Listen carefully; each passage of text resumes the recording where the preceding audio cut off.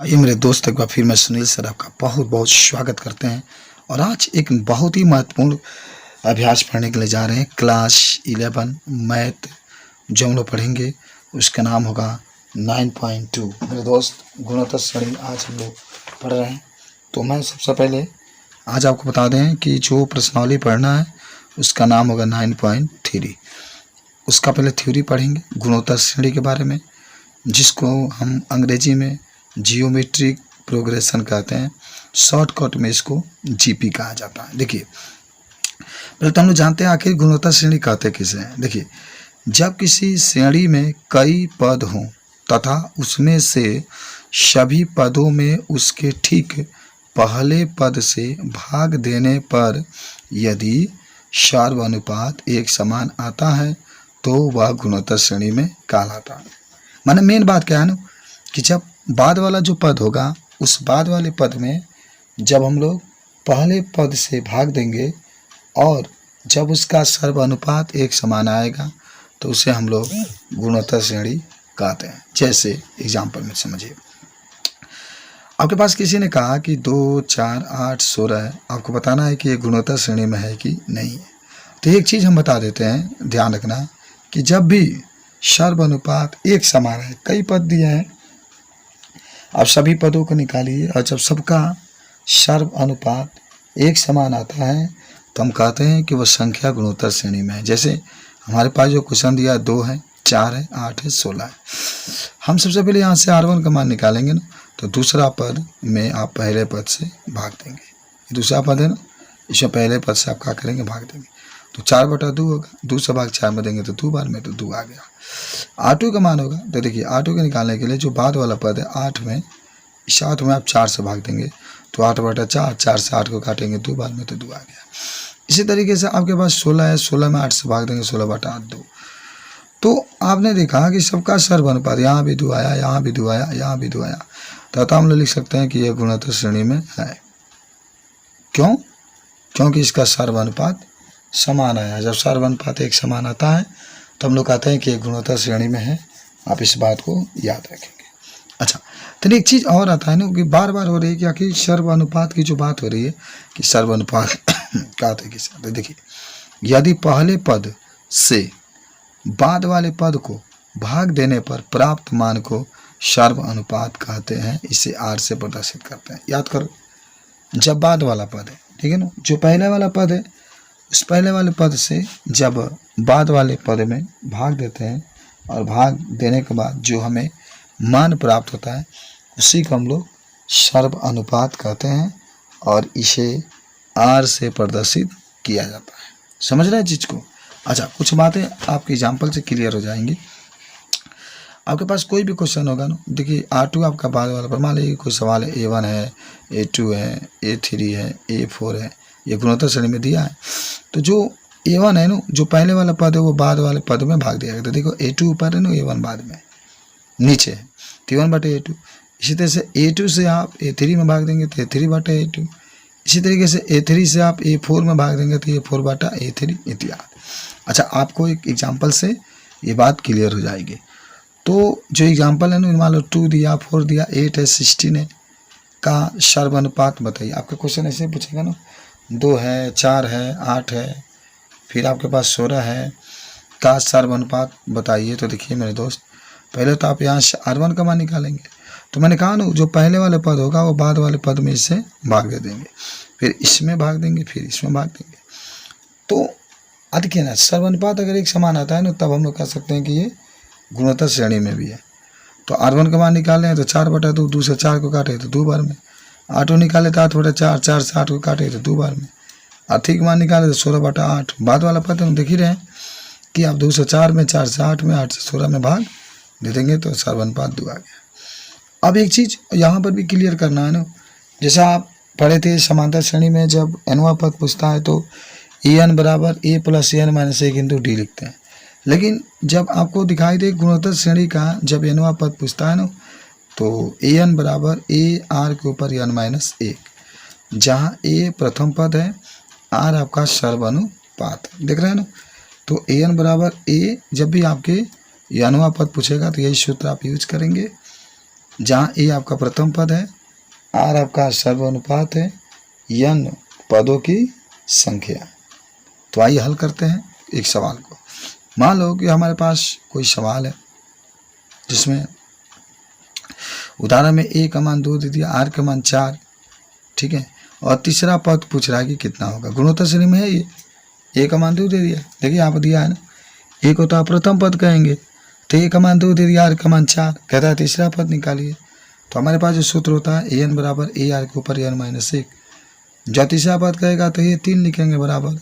अच्छा, ए का मान 2 है ना, तो ए की जगह पर 2 भर दो, आर का मान आपके पास 4 है तो आर की जगह पर 4 भर दो, 3 माइनस 1, क्योंकि एन का मान 3 है। भाई जितना पद कहेगा ना, तो चौथा पद कहेगा 3 की जगह पर 4 लिखेंगे, तीसरा कह रहे 3 की जगह पर 3 लिख देंगे, तो 3 माइनस 1 हो जाएगा। उसके बाद से 2 आप वैसे ही गुण है 4 के ऊपर, 3 में से 1 जाएगा 2, 4 को ऊपर 2 का मतलब है कि 4 गुना 4 आप 2 बार लिखेंगे, तो 2 गुना 16 और 32 हमारा क्या आ जाएगा, आंसर आ जाएगा। बस समझ रहे। अच्छा, ये तो था मान लीजिए कि अनवा पद निकालने के लिए। अब आपको कोई कह दिया ना कि गुणोत्तर श्रेणी के में गुणोत्तर श्रेणी के यन पदों का योग कह दे, तो यह भी बहुत बड़ी बात है। जब यन पदों का योग कहेगा तो आप एस एन बराबर ए विषय लिखेंगे, 1 माइनस आर के पावर एन, 1 माइनस आर हो जाएगा, या एस एन बराबर ए, ये पलट दीजिए, तो आर माइनस 1 और आर माइनस 1। उदाहरण के लिए समझ लीजिए, जैसे आपके कोई सवाल दिया, कहा कि 2, 4, 8 के 5 पदों का योग बताइए, 5 पदों का योग बताइए। तो पहला जो पद होता है ना, आप तो पढ़े भी थे ना, पहला पद जो होगा वह ए का मान होगा, ए बराबर आपके पास 2 आ गया है। उसके बाद से आर का मान निकालेंगे तो दूसरा पद में पहले पद से हम लोग भाग दे देंगे, तो हमारे पास जो मान होगा वो निकल जाएगा। तो पहले तो ए का मान 2 हो गया, आर का मान आप देखिए 4 लिख रहे हैं, 4 है ना, 4 आप जानते होंगे बाद वाले पद से पहले पद में भाग देते हैं, 4/2 हो जाएगा, 2 से 4 को काटेंगे 2 बार, यानी का मान 5। तो यस 5 बराबर 2 और 2 के ऊपर 5 माइनस 1, क्योंकि हमारे पास फॉर्मूला मौजूद है, ये वाला लगाइए, चाहिए वाला जो आपकी इच्छा, समझ रहे, बात एक ही आएगा। तो 2 के ऊपर 5 माइनस 1 बटा में 2 माइनस 1, तो 2 ऐसे ही। अच्छा, 2 के ऊपर 5 का मतलब हुआ ना कि आप 2 को 5 बार लिखेंगे, 2 गुणे 2 गुणे 2 गुणे 2, तो 32 आ जाएगा, माइनस 1 बटा में 1, 2 ऐसे ही, 32 में से 1 जाएगा 31, 31 में 2 से गुणा करेंगे तो हमारे पास जो आंसर निकल कर आ जाएगा 62 आंसर हो जाएगा। ठीक है, तो इस तरीके से जब भी सवाल पूछेगा ना, तो इस सवाल को हम लोग बता सकते हैं। आइए अब आपको मैं आपकी किताब का कुछ उदाहरण बताता हूँ, ठीक है ना, कैसे आप इसको। तो पहले तो आपके पास उदाहरण नंबर 9 है, ठीक है ना। 9 में कहता है, आप क्वेश्चन देखिए, कहता है कि गुणोत्तर श्रेणी के दिया गया है 5, 25, 125 डैश के कहा कि 10वां पद बताना है आपको, फिर आपसे यनवा पद भी पूछ रहा है। अच्छा चलिए, चाहे 10वां पद पूछे या अन्य पद पूछे, हमें तरीका मालूम है तो हम लोग निकाल सकते हैं। उदाहरण नंबर ये आपके पास 9 है। तो पहले तो ए का मान तो आपका क्लियर है कि 5 है, हमें आर का मान चाहिए, तो इसमें भाग दे देंगे, 25/5 हो जाएगा, काटेंगे तो 5 बार में ए का मान, आर का मान 5 हो गया।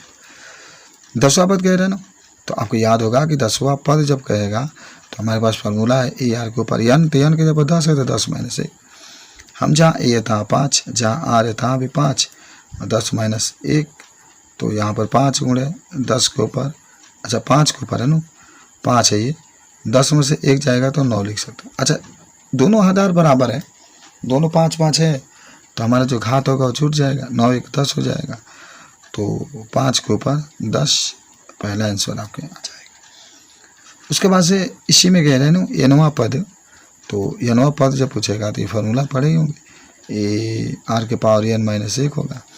लेकिन आप देखिए ए का मान आपका 5 दिया, तो यहाँ से 5 उठाइए, आर का मान भी 5 है तो 5 उठाइए, तो यहाँ पर 5, फिर यहाँ 5 के ऊपर एन माइनस 1 हो जाएगा, समझ रहे हैं। अच्छा, तनौरी बढ़ा दीजिए, 5 गुणे 5 के ऊपर एन गुणे ये 5 के ऊपर माइनस 1, तो माइनस से प्लस कैंसिल, केवल 5 के ऊपर एन हमारा आंसर आ जाएगा, समझ रहे हैं। उदाहरण 10 के पास हम लोग चलते हैं।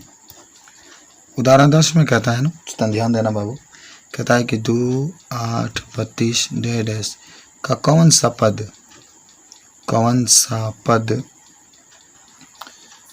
1, 3, 0 13107 होगा। अच्छा एक चीज समझो, जब भी क्वेश्चन में कहता है ना कौन सा पद, तो कौन सा पद का मतलब आपको यन का मान निकालना, ये वाला कौन सा जब भी पद कहेगा तो। अच्छा यहाँ पर तो मालूम है ना, एक जब हल करना है आपको तो ए का मान तो 2 है, आर का मान निकालेंगे तो 8/2, 2 से 8 काटेंगे तो 4 आ जाएगा। हमें यश कौन सा पद कह रहे हैं तो ए यन का मान 13107 दिया है, यन का मान हमें निकालना। तो हमारे पास जो फार्मूला होता है ए एन बराबर ए आर के ऊपर एन माइनस 1 हो जाता है। अब ए एन का मान 13107 दिया गया है, ए हमारे पास 2 है, आर का मान 4 है, 4 के ऊपर एन माइनस 1 है। तो बस जो मान दिए उसको भरते चलना है हम लोग को। अब क्या करना है, जड़ देखिए 2 बटा में आ जाएगा, तो 2 से 13107/2 अब 4 के पावर एन माइनस 1।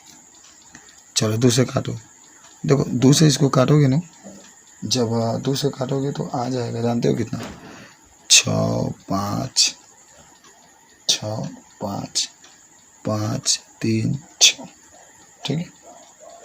तो 6 5 5 3 6 तो लिख देते हैं 6 5 5 3 6 बराबर 4 के ऊपर एन माइनस 1। अच्छा अब इसको 4 से काट के देखेंगे, जैसे ऐसे काटे जाता है ना, 6 5 5 3 6, 4 से काटेंगे। जब आप 4 से काटेंगे तो आप देखेंगे कि 4 के पावर 8 आएगा, माने 8 को 4 आएगा, तो 4 के पावर 8 बराबर 4 के पावर एन माइनस 1। ये 4 से 4 कैंसिल हो जाएगा, 8 बचेगा बराबर एन माइनस 1। एक को इधर लेकर आएंगे तो 8 + 1 बराबर एन, या आप एन को इधर कर दीजिए तो एन बराबर 8 1 9, 9 हमारा क्या हो जाएगा, आंसर आ जाएगा। तो क्वेश्चन नंबर हमारे पास जो दिया था ना, क्वेश्चन नंबर 10 था, 10 को हम लोगों ने हल किया, ठीक है। ओके अब आइए उदाहरण 11। उदाहरण 11, तो उदाहरण 11 में देखते हैं क्या कहता है। एक गुणात्मक श्रेणी का तीसरा पद 24 है, 6वां पद 192, 10वां पद निकालना है। देखिए पहला बात है हमें 10वां पद निकालना है। 10वां पद का मतलब होता है कि ए आर के पावर 10 माइनस 1 यानी ए आर के पावर 9। तो हमें ए और आर मालूम होना चाहिए। इसके लिए 2 समीकरण आपका दिया है। क्वेश्चन में कहा कि तीसरा पद 24 है, यानी A3 बराबर 24, और A3 का मतलब होता है कि ए आर के ऊपर 3 - 1 बराबर 24, या ए आर के ऊपर 2 बराबर 24। आप इसको समीकरण नंबर 1 मानेंगे। और 6वां पद 192 दिया है। 6वां पद A6 बराबर 192, इसके ऊपर लिखा जाएगा ए आर के ऊपर 6 - 1 बराबर 192, या ए आर के ऊपर 5 बराबर 192। समीकरण नंबर 2 हो जाएगा। अब देखो समीकरण 1 में भी है, समीकरण 2 में भी है, तो काम करते हैं ना, समीकरण 2 में समीकरण 1 से हम लोग भाग दे देते हैं, ठीक है। यहाँ पर लिखते हैं समीकरण 2 में समीकरण 1 से भाग देने पर, चलो भाग दोगे तो देखो ए आर के ऊपर 5 बटा में ए आर के ऊपर 2 है ना, 2 लिख लो, 192 बटा में 24, ए से ए आई 2, देखो पहले 2 देखना ध्यान से, जब ऊपर लेके जाओगे ना तो आर के ऊपर 2, आर के ऊपर माइनस हो जाएगा, 5 में से 2 जाएगा तो आर के ऊपर 3, और हमको लगता है कि 8 चौक 32, 2 9 16, 8वां में कैंसिल हो जाएगा, तो आर के पावर 3 बराबर 8 के पावर, तो 2 के पावर 3 हो जाएगा, 3 से 3 कैंसिल, आर का मान 2 आ जाएगा, ठीक है। ये तो बात रहा कि आर का मान 2 आ गया। अब हम लोग क्या करेंगे, जब आर का मान 2 हो गया तो इसके आगे देखेंगे, इसके आगे हम लोग हल करेंगे। अब आर बराबर 2 समीकरण 1 में रखेंगे, समीकरण 1 में रखने पर हमारे पास जो समीकरण 1 है, देखिए यहाँ पर ए आर के ऊपर 2 बराबर 24, आर का मान आपका 2 आ गया, तो रखते हैं 1 में रखते हैं, तो ए आर के पावर 2 बराबर 24 है, तो ए तो वहीं रखेंगे, लेकिन आर के ऊपर 2 के ऊपर 2 बराबर 24, या ए गुणे 4 बराबर 24, या ए बराबर 24, ये बटा में 4 से 24 6 बार में, तो ए बराबर 6 आपका निकल गया। अब आपके पास जब आर का मान 2 निकल गया, यहाँ पर ए का मान 6 निकल गया, तो 10वां पद कह रहे थे ना, तो 10वां पद बराबर, हमने कहा था कि ए आर के ऊपर 10 माइनस 1, समझ रहे। अब निकाला ए का मान 6 आया तो 6 रख दो, आर का मान 2 आया तो 2 रख दो, 10 में से एक जाएगा तो 9 लिख दो, ठीक है। अच्छा, आप 6 को चाहे तो 3 गुणा 2 लिख सकते हैं, गुणा 2 के ऊपर 9 तो पहले से है, इसके ऊपर 1 है, तो अब 3 गुणा 2 9 1 10, तो 2 के ऊपर 10, ये हमारा आंसर आ जाए। तो 3 गुणा 2 के ऊपर 10 हमारा आंसर आ जाए। तो इस तरीके से जब भी आपसे पूछा जाएगा तो ये सवाल भी आपका सॉल्व हो गया, ठीक है। तो अब इस तरीके से उदाहरण नंबर हम लोग 12 के पास अब चलते हैं, तो देख लेते हैं कि 12 नंबर क्या कहता है। हमारे पास जो क्वेश्चन 12 है ना, कहता है गुणोत्तर श्रेणी 1 2/3, फिर आपका 4/9 के प्रथम n पदों का योग बताइए, और फिर कह रहा है कि 5 पदों का योग बताइए। आइए हल करते हैं। क्वेश्चन उदाहरण नंबर आपके पास 13 है। हमारे पास क्वेश्चन में श्रेणी दिया गया ना, 1 प्लस 2/3 प्लस 4/9 डैश, कह रहा है कि n पदों का योग, n पदों का योग तथा n पदों का योग तथा 5 पदों का योगफल बताना है। सबको अलग अलग, दोनों का अलग अलग निकाल लेना है। सही सवाल भी है। अच्छा, इस सवाल में तो एक बात क्लियर हुई कि ए का मान आपके पास 1 है, आर का मान निकालोगे ना तो 2/3 बटा में 1, तो वही होगा 2/3, ठीक है। तो चलो पहले n पदों का योग निकालते हैं, n पदों का योग। तो n पदों का योग के लिए सूत्र होता है ए 1 माइनस आर के पावर n बटा में 1 माइनस आर।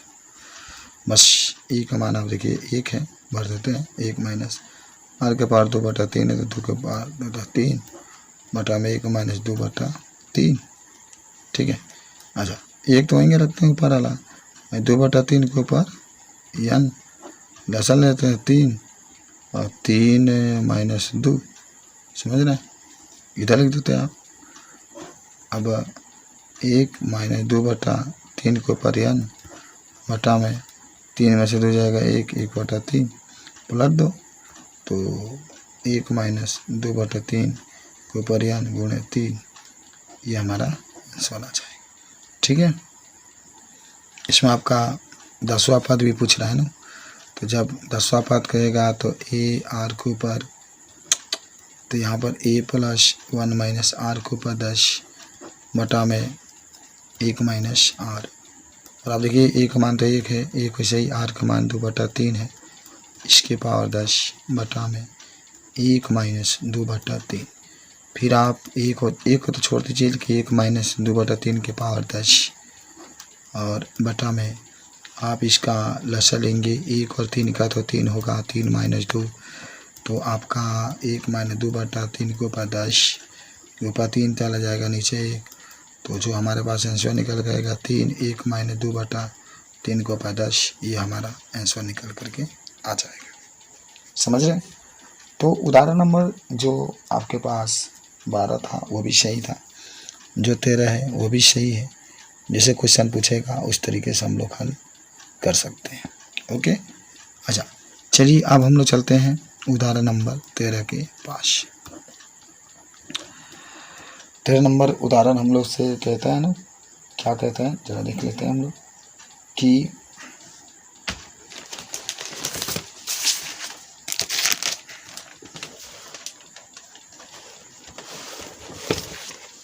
देखते हैं 13 नंबर उदाहरण में कहता है कि गुणोत्तर श्रेणी के 3/2, 3/4 के कितने पद। देखिए कितने पद का मतलब होता है हमें यन इसमें भी निकालना है, जिसका योगफल दिखा रहा है आपका कि 3069/512 हो जाए, ये आपका पूछ रहा है।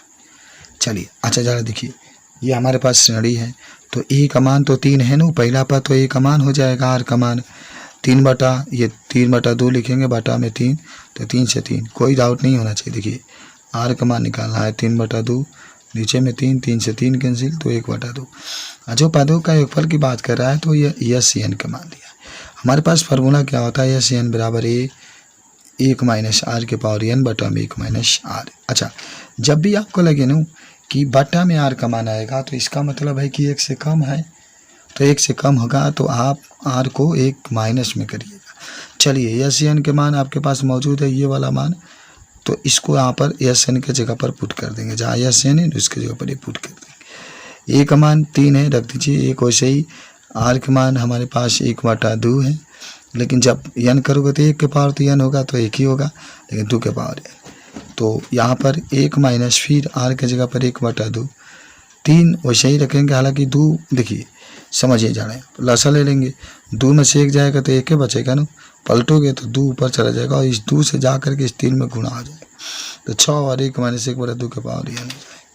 देखो ये जैसे है ना 3069 बटा में 3072, ये कहाँ से आ जाए 3072, ये जो 6 है ना ये आ गया सीधे बटा में, इसके बटा में 6 से गुणा कर देगी इतना।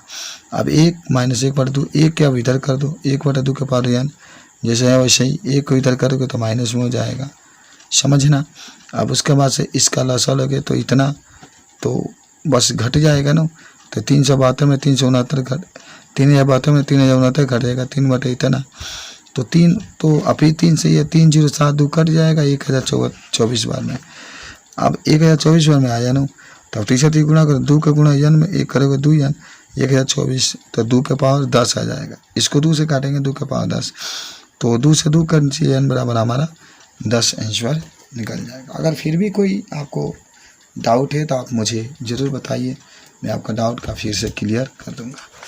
चलिए अब देखो मेरे दोस्त, अब उदाहरण नंबर हमारे पास है 14, कहता है कि एक गुणोत्तर श्रेणी के प्रथम 3 पदों का योग 13/12 है।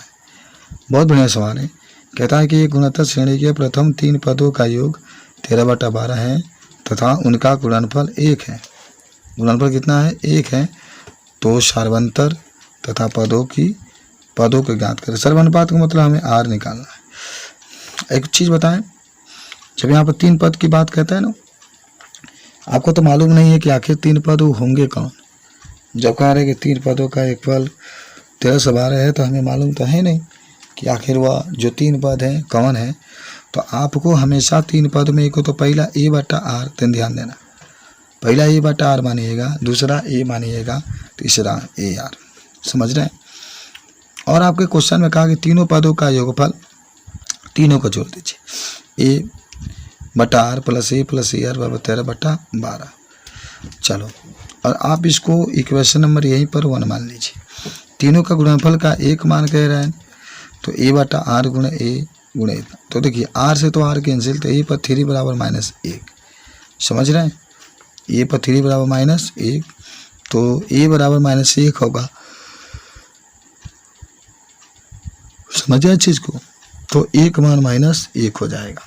तो अब हमारे पास जो मान निकल करके आ गया, a का मान, r का मान। अब जो आपके पास a का मान है आप उसको समीकरण नंबर 1 में रखेंगे।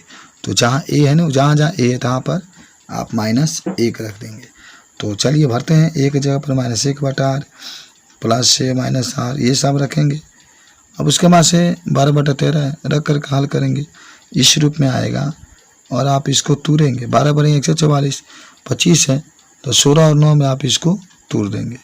तो जब 16 और 9 में तोड़ेंगे ना, तो देखिए हमारे पास जो मान निकल कर के आएगा, देखिए r का मान एक तो 3/4 होगा और एक -4/3 होगा।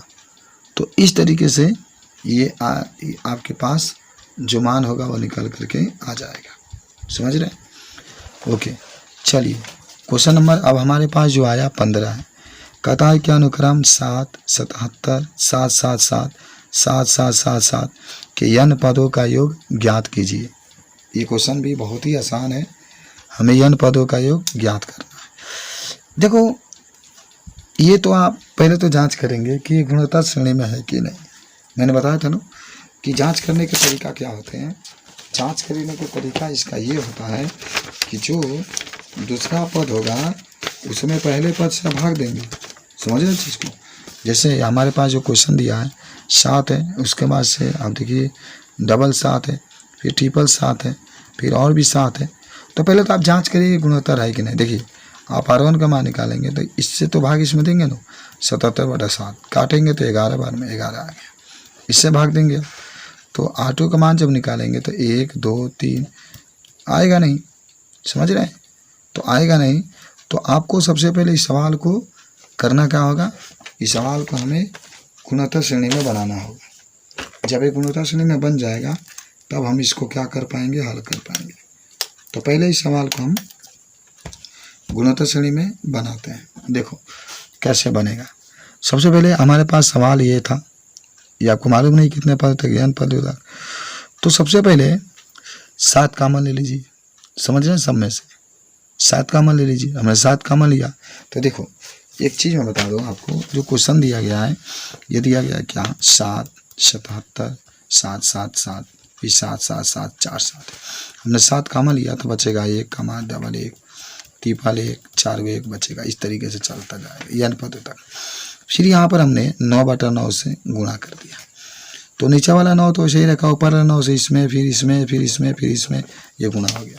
तो देखो यही गुणा, यही तरीका इसमें है कि हमने 7 कॉमन लिया, 9 से गुणा किया तो ये सब बात आपकी आ गई। अच्छा 9 को क्या लिख सकते हैं, 10 - 1 लिख सकते हैं। देखिए सारा तरीका हम लोग इसलिए अपना रहे हैं ना, इसको हमें गुणोत्तर श्रेणी में लाना है। तो जो 9 है ना उसको 10 - 1, फिर जो 99 उसको 100 - 1, तो 10 को ऊपर 2 कर दीजिए। 10 को ऊपर 2 करिए चाहे 100 करेंगे बात एक ही होगा। तीसरा है तो 1000 - 1, 10 को ऊपर 4 - 1 n पदों तक। अब देखो जरा देखो यहाँ पर 7/9 है, 10 है, फिर 10 को ऊपर 2 है, 10 को ऊपर 3 है, n पदों तक 1 पास करेंगे।